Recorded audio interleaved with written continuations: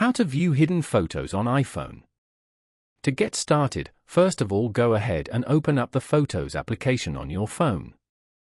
Now, scroll all the way down until you reach the Utilities section at the bottom.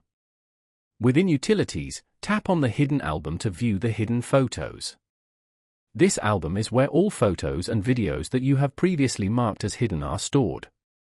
You have to authenticate with Face ID or your passcode to access the hidden folder. Inside, you will be able to see all the photos and videos you have previously hidden.